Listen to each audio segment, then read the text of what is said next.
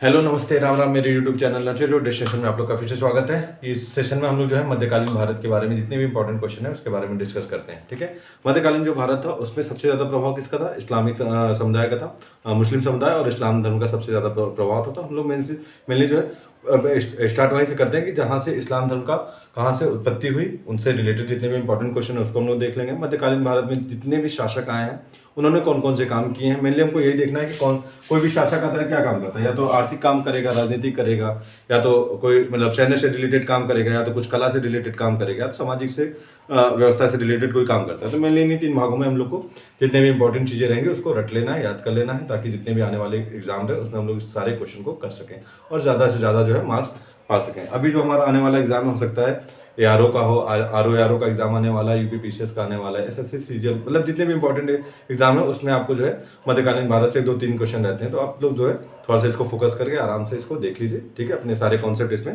Clear कर लीजिए। Mainly पहला क्वेश्चन क्या होता है कि इस्लाम धर्म का स्थापना किसने की थी? तो इस्लाम धर्म की स्थापना सबको पता होगा, पैगंबर मोहम्मद साहब ने की थी। मेनली इसमें इंपॉर्टेंट क्या है, जो पूछा हुआ क्वेश्चन है वो सन पूछा हुआ है कि पैगंबर मोहम्मद साहब का जन्म कब हुआ था। जन्म उनका जो है 570 ईस्वी में हुआ था। मेनली उनकी और जो पर्सनल चीज़ें उनकी क्या थी, उनके पिताजी का नाम अब्दुल्ला था, माता का नाम अमीना था। खदीजा नाम की विधवा स्त्री से उन्होंने शादी की थी। दूसरी जो इंपॉर्टेंट क्वेश्चन है वो इनसे रिलेटेड ये पूछता है कि इन्होंने ज्ञान प्राप्त कब किया? तो 610 ईस्वी में मक्का के में हीरा नामक गुफा में उन्होंने ज्ञान प्राप्त किया। कब प्राप्त किया? 610 ईस्वी में। ठीक है, तीसरा जो इससे इंपॉर्टेंट क्वेश्चन है वो ये पूछता है कि हिजरी संवत क्या है? तो 622 ईस्वी में पैगंबर मोहम्मद साहब ने मक्का से मदीना तक की यात्रा की। मक्का से मदीना तक की यात्रा की। इसी सन को क्या माना जाता है? हिजरी संवत। हिजरी मतलब होता है प्रवास करना। ठीक है, तो वही उन्होंने मक्का से मदीना तक यात्रा की, मतलब मक्का से प्रवास करके कहाँ गए? मदीना गए। तो इसी को हिजरी संवत के नाम से, वो सन कौन सा था? तो 622। तो हिजरी संवत की स्टार्ट कहाँ से हुआ? 622 ईस्वी में। उसके बाद चौथा क्वेश्चन क्या है इससे रिलेटेड? 632 ईस्वी में इनकी डेथ होगी, मृत्यु होगी।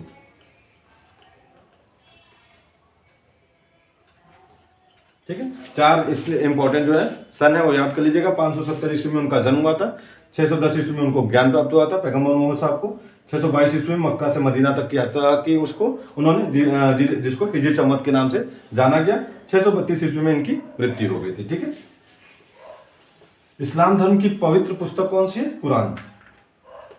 तो कुरान के बारे में कहा गया है कि इसको जिब्राइल नामक एक देवदूत ने अरबी भाषा में पैगंबर मोहम्मद साहब को दी थी। जिब्राइल नामक देवदूत ने इनको किस भाषा में दी थी? भाषा जरूर याद रखिएगा, अरबी भाषा में। ठीक है, कुरान दी थी। ठीक है, फिर जब इनकी मृत्यु हो गई तो जो है मुस्लिम संप्रदाय जो है 2 भागों में बढ़ गया, एक शिया एक सुन्नी। सुन्नी कौन थे? सुन्नी जो सुन्ना में विश्वास करते थे। और सुन्ना क्या था? सुन्ना जो है पैगंबर मोहम्मद साहब के कार्यों और उनके कथनों का विवरण था। मतलब कौन कौन से उन्होंने कार्य किए थे उसके बारे में था, कौन कौन सी उन्होंने शिक्षाएं दी थी उसके बारे में था। तो सुन्नी लोग जो है पैगंबर मोहम्मद साहब की जो शिक्षाएं थी उनको जो है उन्हीं के बारे में क्या कहते हैं उसको, उन्हीं के बताए गए मार्ग पे चलते थे। ठीक है, शिया संप्रदाय कौन था? ये जो है जो इनके दामाद थे पैगंबर मोहम्मद साहब के, अली जी, उनको जो है अपना उत्तराधिकारी मानते थे और उनकी शिक्षाओं को जो है अनुसरण करते थे।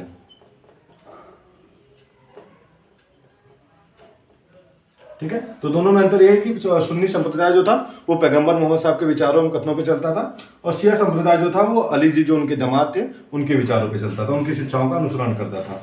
फिर करबला, इनकी अली जी की हत्या हो जाती है। उसके बाद उनके पुत्र थे हुसैन, उनकी भी हत्या हो जाती है। इनकी हत्या कहाँ पे होती है? करबला, इराक में। ये पूछेगा नहीं, थोड़ा सा अपने पर्सनल जानकारी के लिए याद रखिएगा कि शिया संप्रदाय किन शिक्षाओं को मानता है और सुन्नी संप्रदाय किन शिक्षाओं को मानता है। ठीक है, अब इससे रिलेटेड एक क्वेश्चन और पूछता है कि जो मोहम्मद पैगंबर साहब का जीवनी सबसे पहले किसने लिखी थी? तो इब्न इशाक ने। इशाक ने जीवनी सबसे पहले पैगंबर मोहम्मद साहब की लिखी थी। पैगंबर मोहम्मद साहब का जो जन्मदिन है उसी को किस रूप में मनाया जाता है? ईद, ईद उल मिल नबी जो हम लोग पढ़ते हैं, ईद को जो है पैगंबर मोहम्मद साहब के जन्मदिन के रूप में मनाया जाता है। तो ये जो है इनसे इस्लाम धर्म से जितने भी इंपॉर्टेंट फैक्चुअल क्वेश्चन थे उसको हम लोग देख लें। थोड़ा सा हिजरी संवत के बारे में जान लेते हैं। हिजरी संवत क्या है?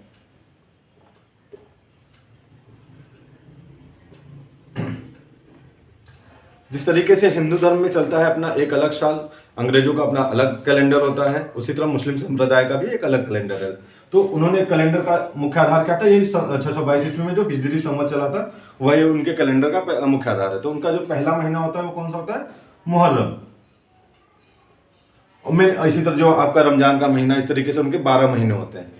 इसमें जो है कैलेंडर यूज क्यों करते हैं? ताकि उनके जितने भी त्यौहार वगैरह पड़े उसको इससे कोरिलेट करके कौन से डेट पे कौन सा त्यौहार पड़ेगा, मेनली इसके लिए वो लोग अपना हर संप्रदाय जो है अपना अलग अलग कैलेंडर यूज करता है। ठीक है। इंपॉर्टेंट चीज क्या है कि हिजरी संवत और जो हिंदुओं का कैलेंडर वो लोग किस आधार को मानता है? चंद्रवर्ष को। और जो अंग्रेजों का कैलेंडर है वो किसको मानता है? सौर वर्ष को। चंद्रवर्ष जो होता है वो 354 दिन का होता है और सौर वर्ष जो होता है वो 365 दिन का होता है। अब ऐसा होता क्यों है? क्योंकि जो चंद्रमा है उसको अपनी जो है पूरी ये चंद्रवर्ष 12 महीनों का होता है। तो जो चंद्रवर्ष का एक महीना होता है वो तब माना जाता है जब चंद्र अमावस्या, पूर्णिमा और अर्धचंद्र इन तीनों अवस्थाओं को जब पूरा कर लेता है तो इसको एक चंद्र महीना माना जाता है। और ये जो प्रक्रिया पूरी करता है वो 29.5 दिन में करता है।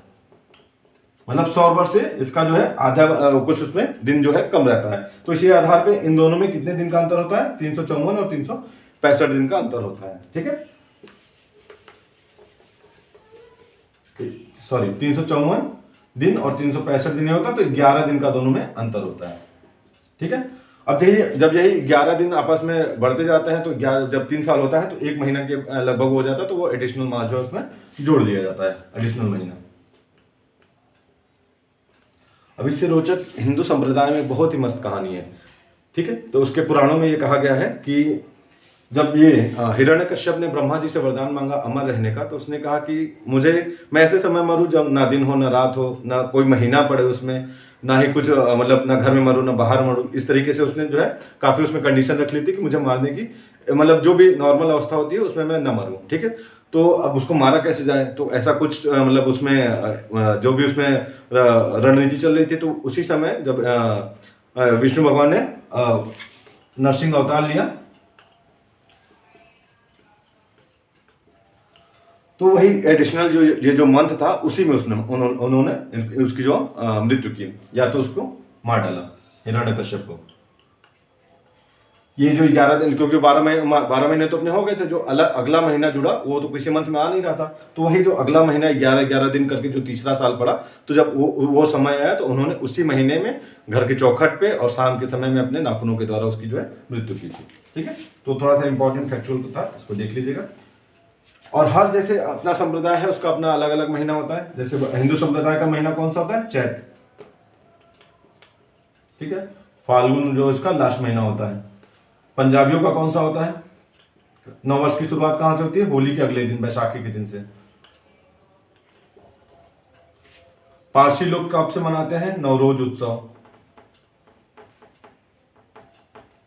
जैन धर्म के लोग कब मनाते हैं? दीपावली के अगले दिन से। इनका नया साल कब से होता है? दीपावली के अगले दिन से नया साल इनका जो है प्रारंभ होता है। ठीक है। यहूदी लोग और मुस्लिम संप्रदाय कब से मनाता है? मुहर्रम के समय से। अब जो 11 दिन का जो कि जो कैलेंडर हमारा है, जो अंग्रेजों का हम लोग फॉलो करते हैं, वो ग्रेगोरियन कैलेंडर है, और जो है इनका अपना हिजरी संवत है। तो दोनों में 11 दिन का अंतर होता है। अब चूंकि उस समय से चलता आ रहा है, तो हर जैसे जो वो रहता है उनका जो पड़ने वाली तारीख रहती है किसी भी त्यौहार की, वो इसीलिए थोड़ा सा डिफरेंस रहती है। जैसे अभी ईद इस महीने में पड़ेगा तो अगले साल 11 दिन का जो अंतर रहता है, इसीलिए जो है अगले साल फिर बढ़ जाता है या घट जाता है, उसी तरह समय में जो है अंतर आता रहता है। ठीक है। अब जो है अब हम लोग देखते हैं जितने भी इंपॉर्टेंट फैक्ट्स है उससे देख लेते हैं। अब जो है भारत पे आक्रमण कहां से चालू हुआ इसके बारे में हम लोग देखते हैं। तो पहला आक्रमण किसने किया था? 3 भागों में बांट दीजिए। अरब, गजनी गौर, जो शुरू शुरू में आक्रमण हुआ था, अरब, गजनी और गौर। तो पहला आक्रमण भारत पे किसने किया था? मोहम्मद बिन कासिम ने।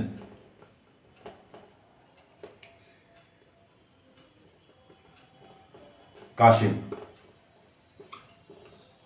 कहां पे किया था? सिंध पे। शासक कौन था? दाहिर। इसके पिता का क्या नाम था? चच। कब किया था? कहीं 711 मिलता है, कहीं 712 मिलता है। अथेंटिक जो है 711 है। तो अगर आपके एग्जाम में कभी कभी 711 712 दोनों दे देता है तो 711 को ही मानिएगा। एमपीपीसीएस में क्वेश्चन पूछा था, काफी विवादित था। कुछ इतिहासकारों ने 712 माना है, कुछ इतिहासकारों ने 711 माना है, लेकिन 711 को जो है काफी ऑथेंटिक माना गया। ठीक है, तो मेनली इससे जो है 4 क्वेश्चन पूछते हैं कि भारत पर सबसे पहले आक्रमण किसने किया था? तो मोहम्मद बिन कासिम ने सबसे पहले आक्रमण किया था। उसने आक्रमण के लिए सबसे पहले उबैदुल्ला को भेजा, ये हार गया। इसके बाद इसने बुदैला को भेजा, ये भी हार गया। फिर इसने हाकिम को भेजा। तो जब हाकिम को भेजा तो वो उसने काफी बुरी तरीके से यहाँ पे आक्रमण किया और जो है जीत हासिल की।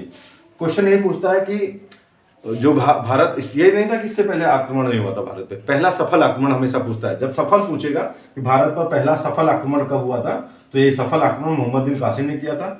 और कहाँ पे किया था? सिंध पे उसने वो आक्रमण किया था। उस समय सिंध का शासक कौन था? दाहिर था, जो कि चच का पुत्र था। कब किया था? 711 या 712 में। ये पूछेगा नहीं, लेकिन अपनी जानकारी के लिए याद रखिएगा कि पहले उसने उबैदुल्ला को भेजा, फिर बुदैला को भेजा, फिर लास्ट में हाकिम के थ्रू उसने जीत हासिल की। इससे पहले भी आक्रमण होते रहे, लेकिन जैसे अभी हम लोग कबड्डी में देखते हैं कि लोग पाला छू के चले जाते हैं, कुछ मिलता नहीं किसी को, तो वही उस समय भी होता होगा। आए होंगे, एक दूसरे का छुए होंगे, कुछ मिला नहीं होगा, चले गए, तो इसलिए सफल माना नहीं गया। इनके समय में आए, इन लोगों ने लूटपाट किया, अपना धन वगैरह प्राप्त किया, इस वजह से इसको जो है सफल माना गया। चौथा क्वेश्चन ये पूछता है कि इनके जो है आक्रमण का उद्देश्य क्या था? तो इनके आक्रमण का ये उद्देश्य था, एक तो धन कमाना, मेनली धन ही कमाना या धन लूटना, धन कमाना नहीं, सॉरी, लूट कमाना तो मांग के ले जाएंगे, लूट रहे हैं, धन लूटना था। ठीक है, इनका जो मेन उद्देश्य था वो धन को लूटना था। अरब से रिलेटेड हो गया गजनी। गजनी के बारे में हम लोगों ने काफी कथाएं सुनी हुई हैं, काफी कहानियां बचपन से सुनते आए हैं। 17 बार आक्रमण किया, ये किया, वो किया। मेनली इसमें कौन कौन से क्वेश्चन पूछते हैं उसको हम लोग देख लेते हैं। तो पहले गजनी संप्रदाय की स्थापना किसने की? तो अलब्तगीन ने। अलब्तगीन ने गजनी संप्रदाय की स्थापना की। गजनी का दूसरा नाम क्या है? यामिनी भी है। इसलिए बता रहा हूं क्योंकि इस नाम से भी कई किताबें लिखी गई हैं, तो आप लोग इसको देख लीजिएगा, बता दूंगा मैं खुद ही।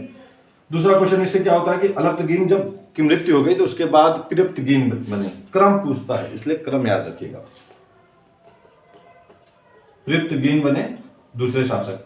इनके समय क्या हुआ था? जब ये हुए तो इनके समय में भी पहला तुर्की आक्रमण जो है पिरप्तगीन के समय हुआ भारत पर। वो अरब आक्रमण था, ये तुर्की आक्रमण था। ये तुर्क थे, और उस समय जब इन्होंने तुर्की आक्रमण किया तो कहां, किसी के विरुद्ध तो करेंगे, तो पंजाब के पास शाही शासक था, उसका नाम था क्या? जयपाल। उस समय शाही शासक जयपाल के विरुद्ध इसने आक्रमण किया था। ठीक है, अब पिरप्तगीन के बाद कौन आया? सुबुत्तगीन।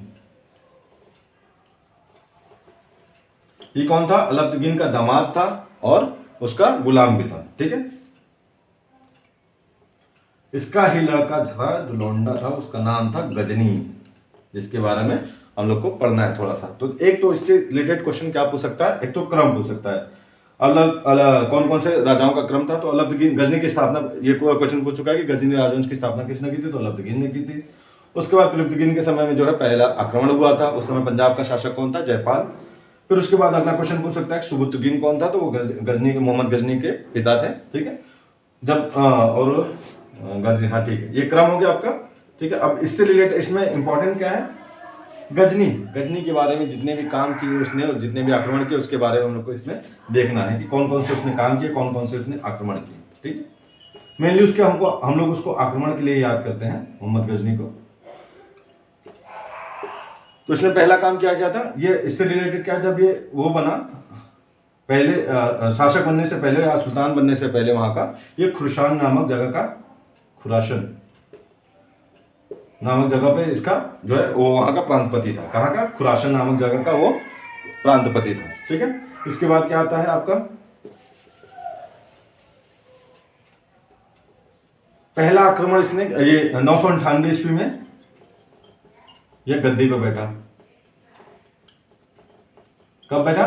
998 ईस्वी में ये गद्दी पे बैठा। ठीक है, अब इसने आक्रमण कब से स्टार्ट किया भारत में? तो वही 1000 में भैया इसने कहा चलो अपनी सेना लेके पहला भारत पे आक्रमण किया। कहाँ पे किया? पेशावर। यहाँ पे इसको कुछ खास सफलता नहीं मिली, अपना धन वन थोड़ा मोड़ा लूटा और फिर चला गया। अब इसके बाद इसको थोड़ा सा, जब किसी के मुंह में खून लग जाता है तो उसको पैसा चाहिए। मेन उसका काम क्या था यहाँ पे भारत में? या तो उसको इस्लाम संप्रदाय की जो है प्रचार करना था, दूसरा धन लूटना था मेनली, और उसने धन काफ़ी ज़्यादा यहाँ से लूटा। तो जब पेशावर आया, थोड़ा सा उसको धन, उसके मुंह में खून लग गया, तो फिर से सोचा कि फिर चलते हैं। तो 1001 ईस्वी में उसने फिर भारत पे आक्रमण किया। उस समय भी वही शासक कौन थे? जयपाल। यहीं से उसके जो है युद्ध का क्रम स्टार्ट होता है। क्यों स्टार्ट होता है जब यहाँ से युद्ध का क्रम? क्योंकि पहले जब उसने जयपाल के विरुद्ध जयपाल के जब उसने आक्रमण किया यहाँ पे, तो जयपाल को हराया तो उसके पुत्र और उनके पौत्रों की सबको बंधक बनाया। एक उस समय था सुखपाल नाम के एक व्यक्ति थे, वो शासक थे। उनको वो जबरदस्ती पकड़ के लेके गया अपना अफगानिस्तान में। वहाँ उसने उनको जबरदस्ती इस्लाम धर्म स्वीकार किया। जब वो इस्लाम धर्म स्वीकार कर लिए तो उनको फिर से भारत में भेज दिया। तो कहा कि जाइए आप वहाँ पे मुल्तान के प्रांतपति या शासक बने रहिए। वो यहाँ आए तो फिर से हिंदू धर्म स्वीकार कर लिए। तो अब जब मेनली क्या होता है, उसको बदला लेना था, फिर वो आया भारत में वो करने के लिए आक्रमण। इसी तरह का उसने क्रम से कई बार, मेनली 17 बार आक्रमण उसने लूटने के लिए नहीं किया, वो इन्हीं क्रम में करता था। वो आता था, किसी नए को वो वहाँ का शासक बनाता था मुल्तान का, वो उसके विरुद्ध विद्रोह कर देता था या कर नहीं देता था। वो फिर आता था, उसको हटाता था उसकी जगह। मतलब कितना ज़्यादा वो उसके में कैपेबिलिटी थी कि मतलब आता था, उसके पास सारी सुविधाएं थी, आता था यहाँ हराता था, फिर चला जाता था। लेकिन फिर यहाँ के लोग उसी तरह करते थे, फिर उसके साथ विद्रोह कर देते थे, फिर वो आता था। इस तरीके से क्रम चलता रहा। ठीक है, तो पहला युद्ध क्या है? 1000 ईस्वी में हुआ, और दूसरा 1001 ईस्वी में जयपाल के विरुद्ध हुआ। युद्ध उसके इंपॉर्टेंट कौन कौन से? नागरकोट का विरुद्ध 1008 ईस्वी में। इंपॉर्टेंट क्यों है? क्योंकि जयपाल के जो पुत्र थे अनंगपाल, उन्होंने क्या किया कि उन्होंने गजनी के विरुद्ध हिंदू संप्रदाय का एक संगठन बनाया। उस समय की महिलाओं ने सोचिए, इस संगठन को पैसे देने के लिए अपने गहने तक गिरवी रख दिए, बेच दिए, गहने गला दिए, ताकि उनको जो है पैसे मिल सकें। जब ये पैसे मिले तो अब जब उसको पता चला महमूद गजनवी को कि हमारे खिलाफ संगठन बन गया है, तो वो फिर से आया युद्ध करने के लिए। काफी भयंकर युद्ध हुआ एक नदी के किनारे पे, दोनों के बीच में, मोहम्मद गजनवी और अनंगपाल के बीच में। दिक्कत क्या हुई कि उस समय अनंगपाल जो है जीत भी रहे थे। उसी समय अनंगपाल का जो है हाथी जो है बौरा गया या पगला गया, जो भी कहिए, वो अपने ही हिंदू सैनिकों को जो है कुचलने लगा। जब ऐसा हुआ तो महमूद गजनवी को तुरंत अपना आइडिया सूझा। वो तुरंत एकदम द्रुत गति से बिजली की तरह उसने आक्रमण किया और युद्ध की स्थिति को पूरा पलट दिया। जब ऐसा हो गया तो भारत फिर अब ये अनंगपाल भागे वहां से। जब भागे तो वो कहां पहुंचे? नागरकोट। अब जो नागरकोट के राजा थे उसको महमूद गजनवी ने 3 दिन तक घेर के रख लिया। नागरकोट के राजा ने भी 3 दिन तक बेहतरीन लड़ाई लड़ी, लेकिन वो क्या करे, अंत में वो भी हार गए। अब यहीं पे उसको जो है भारत के मंदिरों में रखे हुए सोने का स्वाद चख लिया इसने। उस समय नागरकोट में प्रसिद्ध मंदिर था, बालश्री करके एक मंदिर था, मुझे नाम नहीं याद आ रहा है। वहां पे जो है उत्तर भारत का काफी प्रसिद्ध मंदिर था, तो लोग जाते थे, चढ़ावा वगैरह, सोना चांदी सब कुछ चढ़ाते थे। जब उसने नागरकोट को भयंकर लूटा, 1 दिन तक 4 दिन तक उसने लूटता ही रहा। इनके जो महमूद गजनवी के जो इतिहासकार हैं, उसका नाम है उत्बी। महमूद गजनवी के जो इतिहासकार उत्बी, उन्होंने लिखा है कि उसको इतना ज़्यादा पैसा और इतना ज़्यादा सिक्का, इतना ज़्यादा सोना चांदी मिला कि जितने भी ऊँट मिले उसको, महमूद गजनवी को, उसने सबको लिया और सब पे भरा। कम से कम उसने 400 मन के करीब सोना चांदी इकट्ठा किया। 70,000 दिरहम उस ज़माने के हिसाब से, मतलब इतना पैसा उसको मिला। वो इकट्ठा करके ऊँट ही नहीं मिल रहे थे उसको, जितने मिले उसी में भर के अपना लेके चला गया। इतना मंदिरों में चढ़ावा पहले चढ़ाया जाता था।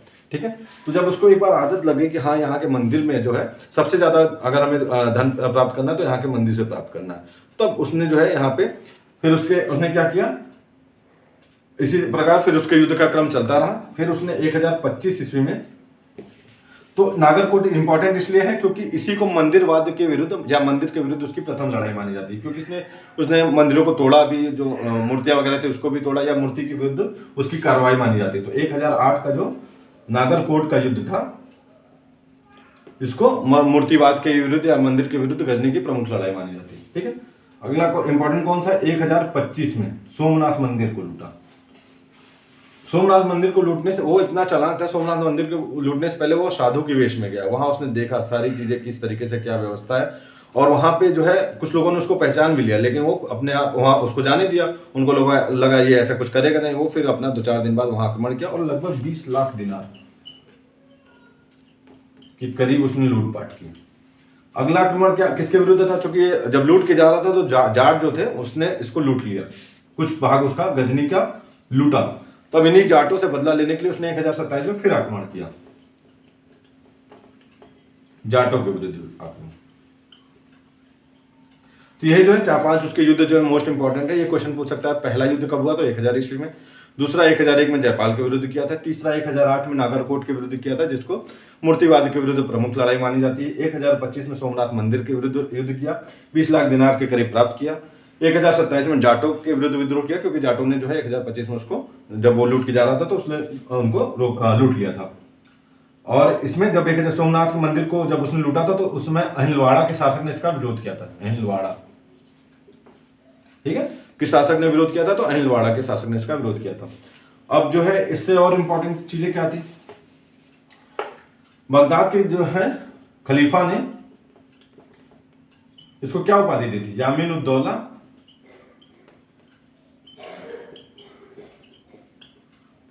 दूसरा यामीन उद मिल्ला। ये क्वेश्चन पूछता है, कई बार पूछ चुका है कि महमूद गजनवी को बगदाद के खलीफा ने क्या उपाधि दी थी? तो यामीन उद दौला, यामीन उद मिल्ला, ये दो उपाधि दी थी। सबसे पहले सुल्तान की उपाधि धारण करने वाला कौन था आपका? यही शासक था। किसकी उपाधि धारण की थी? सुल्तान की उपाधि धारण की थी, ठीक है। और ऐसा नहीं था कि इसके जो सेनाएं थी या जो इसके अधिकारी वगैरह थे उसमें हिंदू संप्रदाय के नहीं थे, उसमें हिंदू संप्रदाय के भी काफी सैनिक थे। सिवंद राय या तिलक नाम से इसने पद बनाए हुए थे जिसमें जो है हिंदू संप्रदाय के काफी जो है लोग थे, ठीक है, अधिकारी के तौर पे थे, ठीक है। और एक इम्पोर्टेंट, हाँ, इससे जो रिलेटेड इसके समय में जितने भी वो थे, क्या नाम, लेखक वगैरह थे या कवि थे, उनके बारे में पूछता है क्वेश्चन। तो मेनली हमें 3 लोग के बारे में पढ़ना है, एक अल-बरूनी, दूसरा उत्बी, तीसरा फिरदौस। उत्बी के बारे में क्या पूछता है? महमूद गजनवी के जो है दरबार के इतिहासकार कौन थे? तो उत्बी, दरबारी इतिहासकार। अल-बरूनी बहुत ही ज्ञानी, बहुत ही मतलब इन्होंने सबसे पहले इन्होंने पुराणों की भी रचना बारे में पढ़ा, जितने यहाँ पे धर्म ग्रंथ है, गीता, महाभारत, सब के बारे में पढ़ा। इनको जो है ज्योतिष का मतलब ये हर एक क्षेत्र में काफी ज्यादा विद्वान थे, ज्योतिष के बारे में पढ़ा। इनकी 2 पुस्तकें हैं, एक किताबुल हिंद, दूसरा तहरीके हिंद। किताबुल हिंद एक और है, त से कोई नाम है, याद नहीं आ रहा मुझे। किताबुल हिंद, एक तो किताबुल हिंद, चलिए अभी देख लेते हैं। और फिरदौसी की जो किताब है वो क्या, उसका नाम क्या है? शाहनामा। शाहनामा का मतलब क्या है? राजाओं की पुस्तक।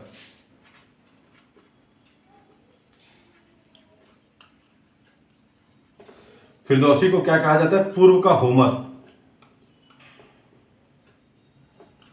होमर कौन थे? तो होमर जो है रोमन साम्राज्य के बहुत ही फेमस कवि थे, उसी के आधार पर इनको फिरदौसी को क्या कहा जाता है? पूर्व का होमर। अच्छा हाँ, इनकी किताबुल हिंद और तहकीके हिंद अरबी भाषा में थी। तहकीक, इसका जो है अंग्रेजी भाषा में अनुवाद किसने किया है? सचाऊ ने। और हिंदी भाषा में अनुवाद किसने किया है? रजनीकांत शर्मा ने।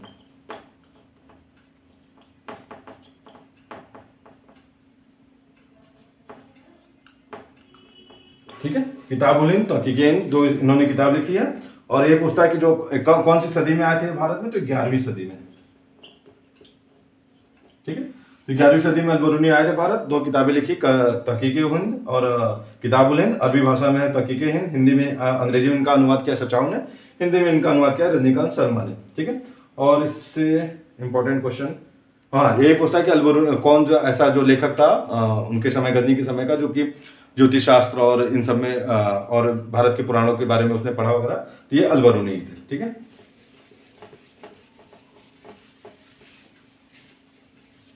एक जो सुबुत्तगीन थे उनके नाम पे एक किताब लिखी गई थी, तारीखे सुबुत्तगीन, जो उसके पिता थे गजनी के। तो इसको किसने लिखा था? बैहाकी ने। इसको क्या किया गया था? पूर्व के पेप्स की संज्ञा दी गई थी। पेप्स क्या होता है? पेप्स कौन थे? वही जैसे होमर कवि थे उसी तरह पूर्व के पेप्स भी एक महान कवि थे। महमूद गजनवी ने जो सिक्के ढलवाए थे उसमें एक तरफ जो है अरबी भाषा में मुद्रा लेख थे, दूसरी तरफ संस्कृत भाषा में।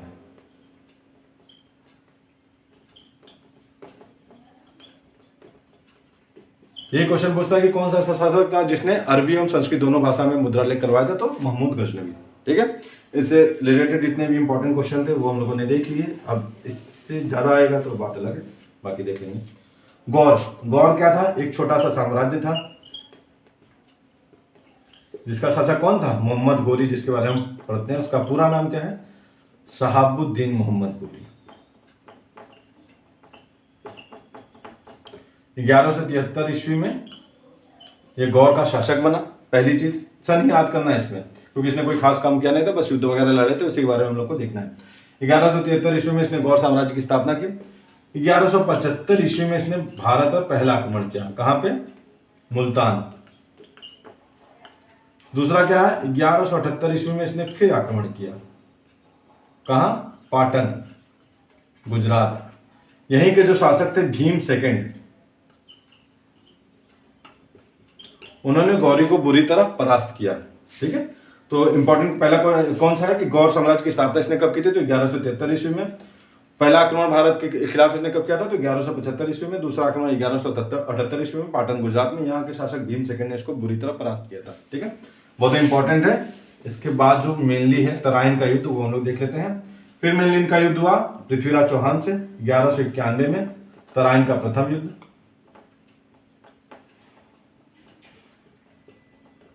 इसमें ये हार गया था। दूसरा तराइन का द्वितीय युद्ध 1192, इसमें ये जीत गया।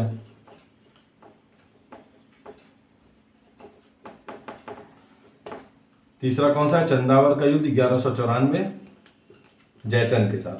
जयचंद कौन थे? कन्नौज के एक राजा थे, गहरवार शासक थे, गहरवार वंश से रिलेटेड थे। एक आप लोगों ने पिक्चर देखी होगी पद्मावत, उसमें जब वो लास्ट में लड़ने लगता है, शाहिद कपूर और रणवीर सिंह में जब लड़ाई होती है, तो उस पीछे से उसके तीर से छेद कर दिया जाता है जो है शाहिद कपूर को। उसमें जो है लास्ट में वो तलवार चलाते हुए कहता है कि कम से कम एक युद्ध तो वसूलों से लड़ दिया होता। और उसका डायलॉग क्या रहता है रणवीर सिंह का? युद्ध का कोई वसूल नहीं होता, एक वसूल होता है, वो है जीत। ठीक है, अब गलती यही हुई जब वो 1191 में पृथ्वीराज चौहान ने उसको हरा दिया, तो मार देना चाहिए था, क्योंकि युद्ध आप किस लिए लड़ रहे हो? अब कोई तो में सही बात है, कोई वसूल नहीं होता है। रीजन ये है क्योंकि युद्ध लड़ किस लिए रहे हैं? लड़ तो इसलिए रहे ना क्योंकि हम जीते। अगर वसूल रहता है तो वसूल तो ये भी है कि शांति के लिए युद्ध कर देना चाहिए, अपना साम्राज्य दे देना चाहिए था, शांति हो जाती। वहाँ के जो अब वो कर ले होते, बेगुनाह भी तो मारे गए हैं, वसूल तो ये भी है कि बेगुनाह ना मारे जाए। तो अगर जब वसूलों पे चलेंगे तो बहुत सी चीज़ें आ जाती हैं। तो मेरे हिसाब से जो है उसी समय उसको मार देना चाहिए था, सिंपल सी बात है। और युद्ध का एक ही वसूल होता है, अगर युद्ध हो रहा है तो वो जीत होनी चाहिए, सिंपल सी बात है। ठीक है, मैकियावेली एक है, काफ़ी ज़्यादा फेमस राइटर है उसके यूरोप के। उन्होंने भी अपनी एक पुस्तक है द प्रिंस, उसमें कहा है कि युद्ध में कोई भी साधन अच्छा या बुरा नहीं होता, युद्ध का बस एक ही काम है, जीतो जीतो चाहे जैसे भी जीतो। ठीक है, तो ये हमारे युद्ध हो गए 3-4 इसके। ठीक है, और 1191, 92, 94। और हाँ, अब देखिए क्या हुआ था, इसी के समय से अक्ता या तो एकता प्रणाली चालू की गई। एकता प्रणाली थी क्या कि सैनिकों को जो है पैसा तो था नहीं देने के लिए, तो इसको जो जीते हुए प्रदेश थे वो दे दिए। तो मोहम्मद गौरी ने सबसे पहले क्या किया, यहीं से एकता प्रणाली चालू हुई। कुतुबुद्दीन ऐबक को कुछ साम्राज्य जो है भारत के दे दिए कि जाओ तुम इस पे शासन करो, यहाँ से कर वगैरह वसूलो। ठीक है, क्योंकि दिए क्योंकि 1192 के तराइन युद्ध में इसने काफी ज्यादा सहयोग किया था उसको जीतने में। ठीक है, तो इसने कुतुबुद्दीन ऐबक को जो है 1192 में वहां से एकता प्रणाली चालू की और उसको जो है साम्राज्य वगैरह दे दिए। तीसरा इसमें इंपॉर्टेंट क्या है, इसी का एक गुलाम था बख्तियार, पूरा नाम है इख्तियार बिन मोहम्मद बख्तियार खिलजी। बहुत ही जाहिल इंसान, जिसको ये नहीं पता कि हाँ किताबें क्या होती हैं। जो जाहिल रहता है, जिसके लिए काला अक्षर भैंस बराबर रहता है, जाहिर सी बात है उसके लिए कुछ भी मायने नहीं रखता किताब में क्या लिखा है क्या नहीं लिखा है। इसने जो है नालंदा यूनिवर्सिटी, विक्रमशिला यूनिवर्सिटी पहुंचा, वहां पे देखा ये क्या है, मेरे पढ़ने लायक कोई चीज़ नहीं, जला दो। जो भी चीज़ देखी जो इसके काम लायक कुछ नहीं थी जला दो, सब जला दो। इस तरीके से इसने बंगाल और बिहार दोनों पर अपना शासन कर लिया। उस समय भारत के शासक भी ऐसे ही थे। जैसे 1192 ईस्वी में इसने बिहार बीपीएससी में पूछ सकता है क्वेश्चन कि इसने बिहार पे कब वो किया जीत अपनी, कब बिहार पे कब अपनी जीत स्थापित की तो 1204 ईस्वी में, 1202 ईस्वी में इसने बिहार को जीता और 1204 ईस्वी में यह बंगाल पहुंच गया। उस समय बंगाल के शासक थे सेन वंश के अंतिम शासक, हिंदू शासक लक्ष्मण सेन। अभी लड़े नहीं, जैसे ही वो पहुंचा उसके नाम का इतना खौफ था, ये भाग गए वहां से, भाग गए तो वो पूरा उसने बिना लड़े ही वहां पे जीत हासिल की, बंगाल को खूब लूटा वगैरह। फिर उसने लखनौती को अपनी राजधानी बना ली। अगर वसूल तो ये भी है ना कि जीतिए, लड़ने के लिए जीतिए और पहली बार लड़िए, प्रयास तो कीजिए। मरेंगे मिटेंगे जिएंगे क्या करेंगे वो तो बात की बात है, लेकिन हमें लड़ना तो है। हमें कम से यही चीज़ हमारे उसके लिए भी, एग्जाम के लिए भी हमें प्रयास तो करना है। पहले हार मान के बैठ जाएंगे होगा नहीं होगा, हम इतना मेहनत किए, पहले अपना 100% दीजिए।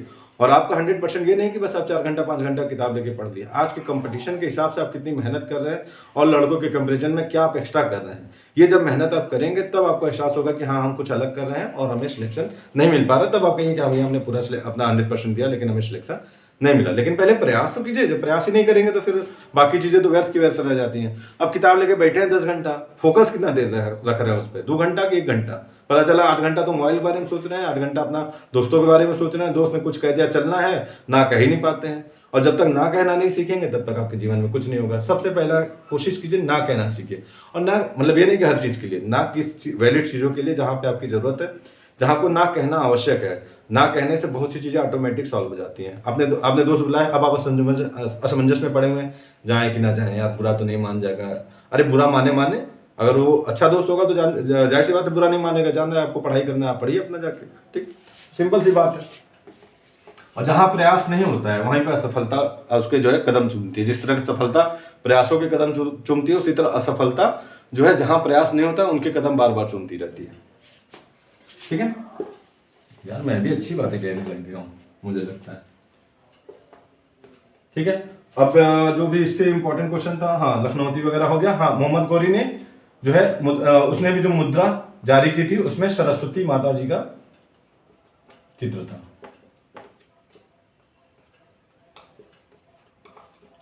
और बख्तियार खिलजी ने क्या किया था? नालंदा विश्वविद्यालय, ये क्वेश्चन पूछता है, विक्रमशिला विश्वविद्यालय, इन सबको एकदम तहस नहस करके पूरा तरीके से जला दिया। नहीं तो भारत का ज्ञान का जो स्रोत है ना, वो आजकल लोग सोचते हैं, जो आप लोगों ने भी महर्षि भारद्वाज के बारे में पढ़ा होगा, कई ब्रह्मगुप्त हैं, बहुत से भारत के ऐसे महान विद्वान रहे हैं जिन्होंने बहुत सी चीज़ें लिखी हैं, लेकिन आधे से अधिक चीज़ें तो बहुत उसका 1% का माइल्यूट, बहुत ही कम परसेंट जो है बचा हुआ जो हमारे पास है। नहीं तो नालंदा विश्वविद्यालय और विक्रमशिला विश्वविद्यालय में उस समय की बहुत सी मतलब इतने महान विचार उस समय के थे जो आज हमारे पास उपलब्ध ही नहीं, केवल इस मूर्ख की वजह से, क्योंकि उसको कुछ पता नहीं था, काला अच्छा भैंस बराबर था। उसके लिए बस एक ही था, जीतो लड़ो खाओ पियो मौज करो। उसके ज्ञान क्या है, किससे रिलेटेड है, उन सबको कोई मतलब ही नहीं था इन चीज़ों से। ठीक है, तो हमारे और क्वेश्चन तो इससे नहीं बनते हैं। बाकी अब हम लोग जो है सल्तनत काल के जो भी इंपॉर्टेंट क्वेश्चन है उसको हम लोग देख लेते हैं। ठीक है, अब हम लोग नेक्स्ट जो वीडियो रहेगा उसमें जितने भी आपके कुतुबुद्दीन ऐबक से चालू करेंगे, गुलाम वंश से, तुगलक और सैयद वंश, लोधी वंश, ये सब सारे जितने भी रहेंगे उसको कम से कम समय में पूरा करने की कोशिश करेंगे। आप लोग इसको एक बार रिवीजन जरूर कर लीजिएगा। चलिए फिर से धन्यवाद, राम राम, सत श्री अकाल।